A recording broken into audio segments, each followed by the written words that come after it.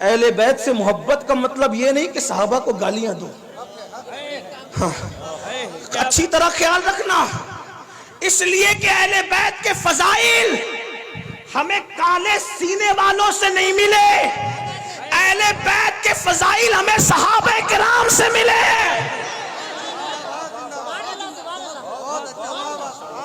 اس لیے جن کے سینے پٹ رہے ہیں انہیں پٹنے دو، کیونکہ یہاں بھی پٹنا ہے وہاں بھی پٹنا ہے، یہاں خود پیٹ رہے ہیں وہاں فرشتے پیٹیں گے، کیوں؟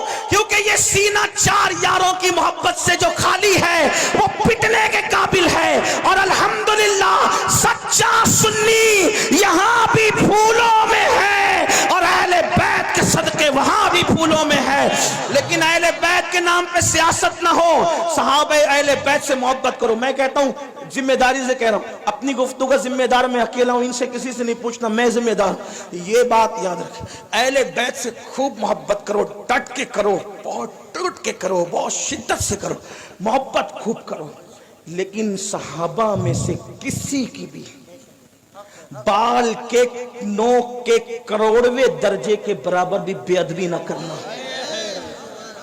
کیوں؟ اس لیے کہ نبی کا صحابی ہے۔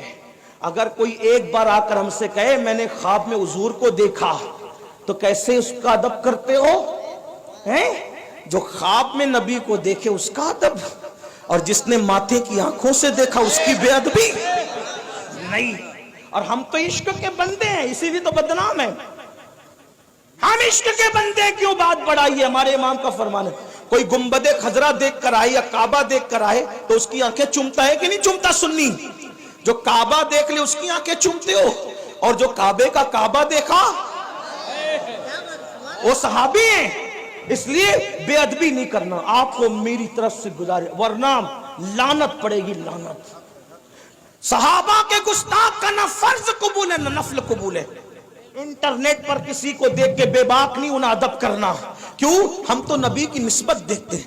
ارے نبی کی نسبت اگر اونٹ کے چمڑے کو مل جائے تو ہم اس کی بے ادبی نہیں کرتے، بلکہ اگر اونٹ کا چمڑا نالین کی شکل میں نبی کے قدموں میں آ جائے تو فتاوی عالمگیری میں 500 ہندوستان کے علماء کا فتویٰ اہل عرب کے قوانین کی روشنی میں ہے، قرآن اور حدیث کی روشنی میں ہے، کہ جس نے نبی کی نالین کی بے ادبی کر کے نالین مصطفیٰ کو جوتی کہنے کی بجائے جتڑی کہہ دیا وہ کافر ہو گیا۔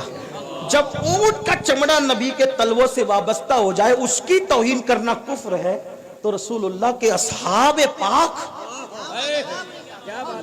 اس لیے تھوڑا خیال کرو، اہل بیت کی محبت میں بہت آگے بڑھو۔